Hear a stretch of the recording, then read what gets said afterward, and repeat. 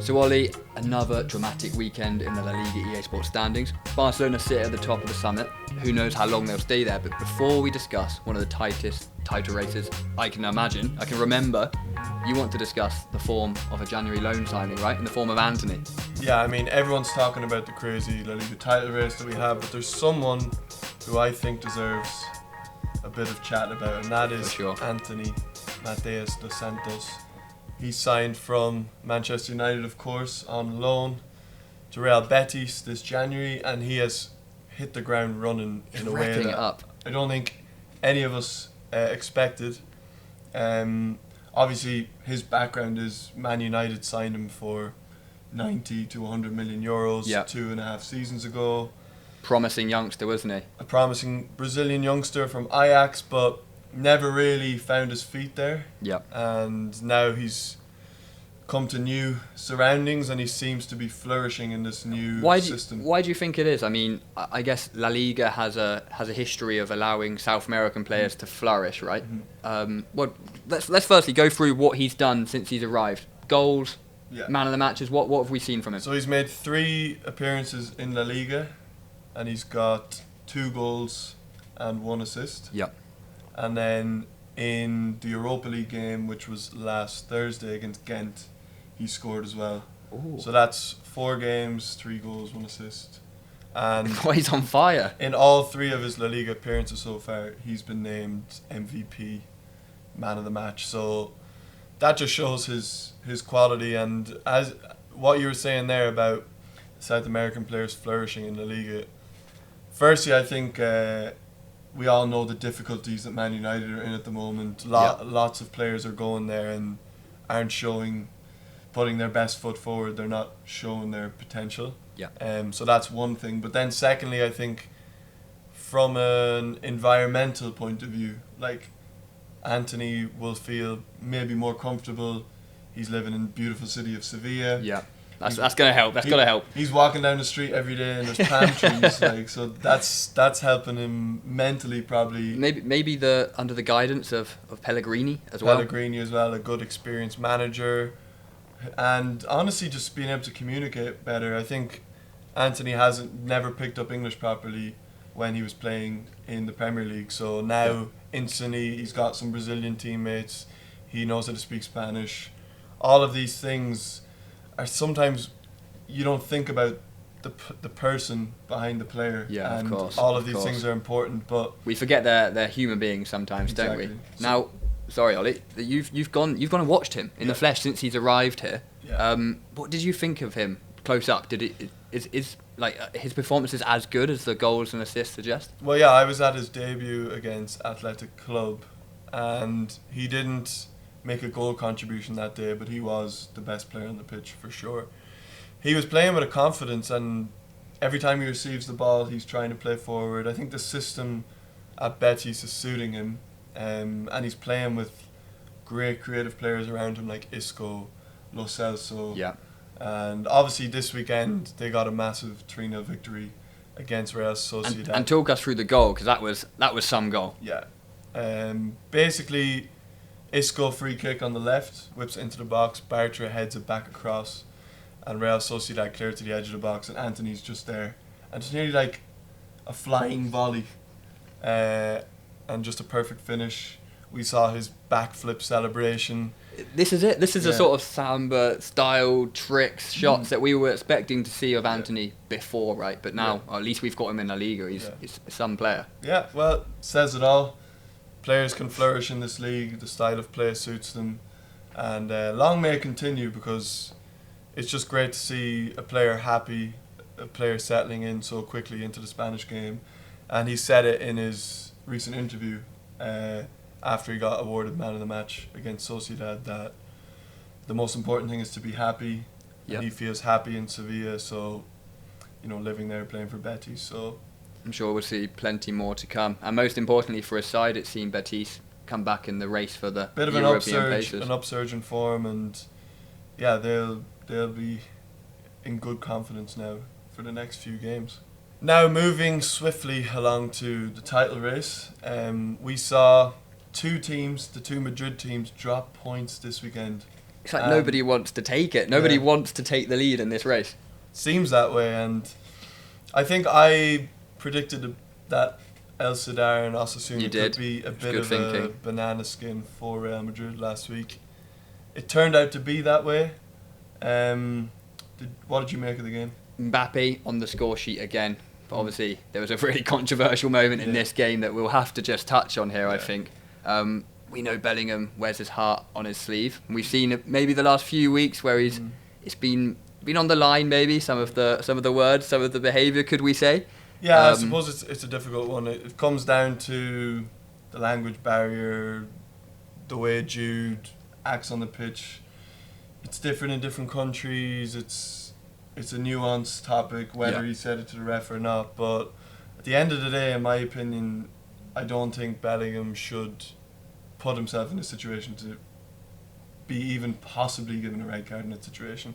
He just needs to focus on his game, let his talent do the talking, because since he's joined Real Madrid, he's possibly been their most influential player, and we all know how good he is on the pitch, and he needs to be on the pitch to have that influence. So exactly. Yeah, I mean, it'd be impossible to argue that. I do think he was slightly unlucky. You can't condone the language, of course, if that's what's been said, but at the same time, to make a consistent ruling there, I think a lot of players will be seeing red. But of course, as you say, never want to put yourself in that position, the most important part. Yeah, and it had a massive impact on the game, of course. Yeah. First half, red card, put Real Madrid in the back seat, I would say. They were constantly more on the back foot than they would have been. They would have controlled that game completely. They would have had flurries of attacks in the second half. But it meant Osasuna had a way back into the game, and it was that man, Ante Budimir, yeah, who's now upping the ante again.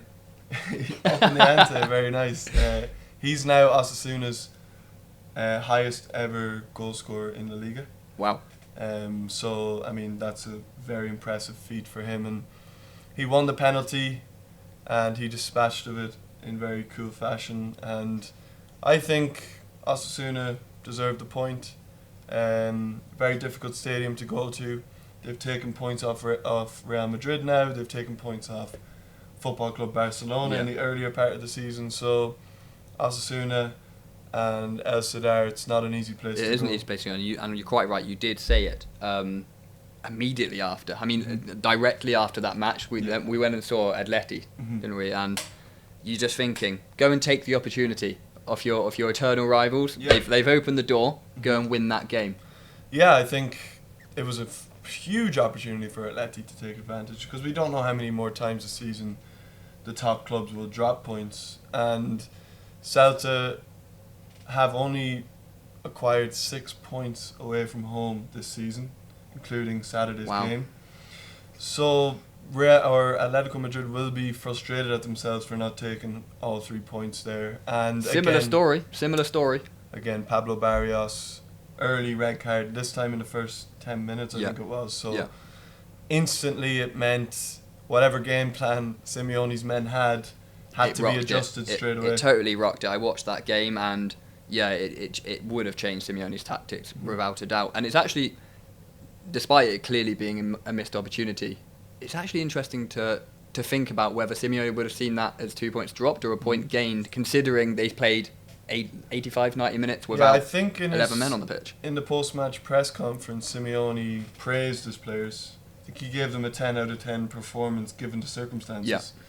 So, well, they're still firmly in the hunt, aren't they? They're right there. Exactly. It wasn't a loss. Important that they didn't lose.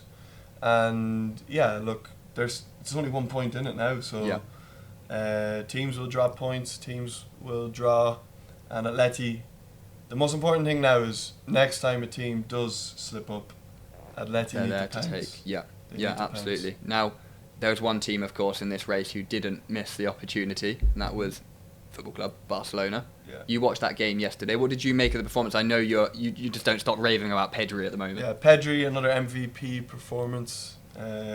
Last couple of weeks, he's just been breathtaking to watch. Yeah, he has. He was a standout performer. Barca were not as clinical in this game as they have been this season. They needed the goal from the penalty. Yeah. Calmly dispatched by Robert Lewandowski, who's now on 20 goals this season in the Liga. Do you think it was nerves? I mean, this team have scored more goals than any other side in the top 5 European leagues. I think comes to a point where teams can be clinical, but you're never always going to be clinical, fully clinical. Yesterday, Rafinha had chances to score.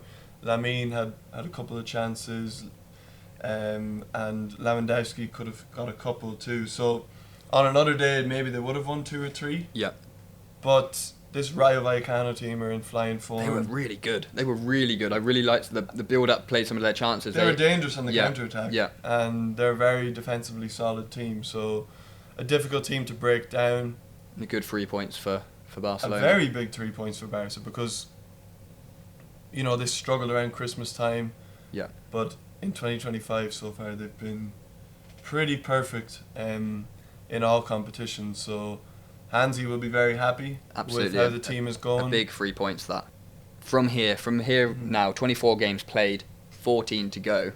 Who do you think is best prepared to go out now and win this title? Well, I think the thing that Barcelona have to their advantage, in a way it's in their hands. They still have to play Real Madrid at home in El Clasico. Yep.